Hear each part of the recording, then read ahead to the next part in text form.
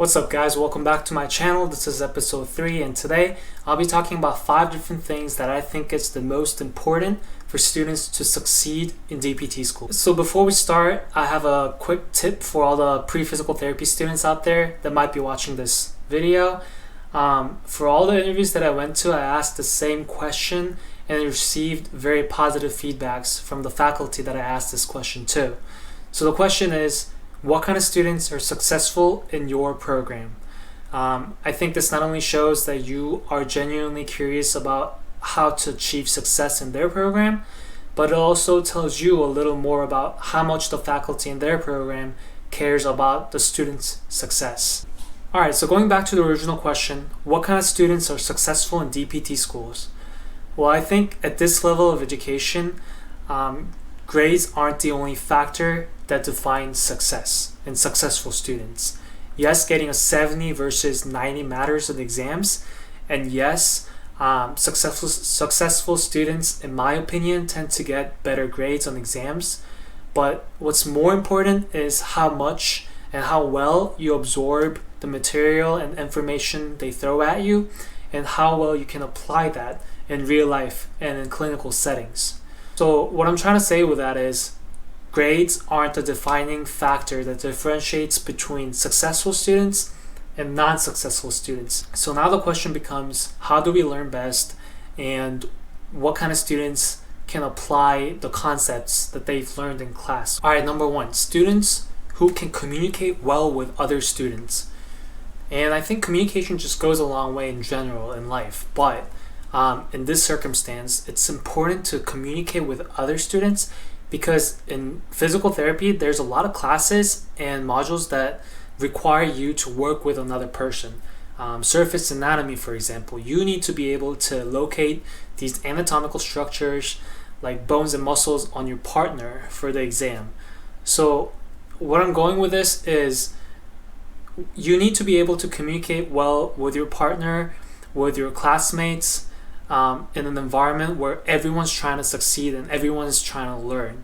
This is also my personal opinion, but I think it can hugely benefit you to work with another person in terms of studying for an exam, because you might know something that he or she doesn't know, and they might know something that I don't know, right? So by teaching each other, it kind of sticks to your head.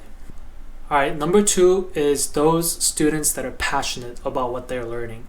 So I'm going to tie this back to what I said earlier about applying concepts and materials that we learn in class to real life settings. I think asking questions or asking why is just a natural process of efficient learning. You get to learn so much from asking questions and applications. And number 3, have a routine.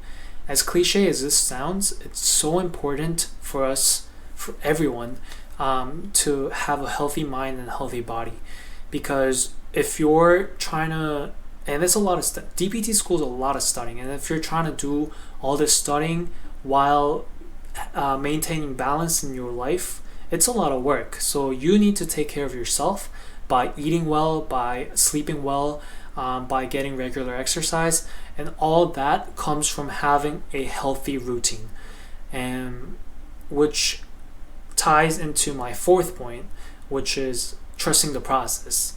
You gotta be able to do things every day that you believe is the right thing to do in order for you to go from wherever you are to reaching your goal, because that's all you can do, right?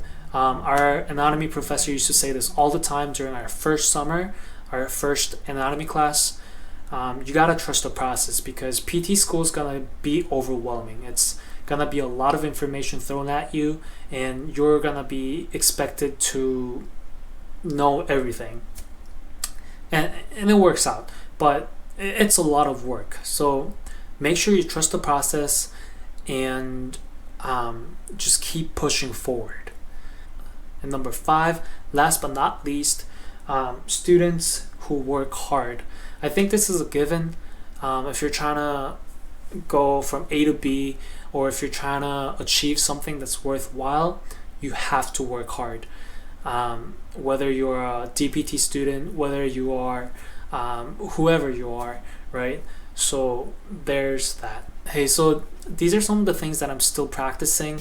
Obviously, I'm not perfect at it, but I kind of gave you a guideline or a list of students that I think has the highest potential to succeed in DPT school, where things can get crazy.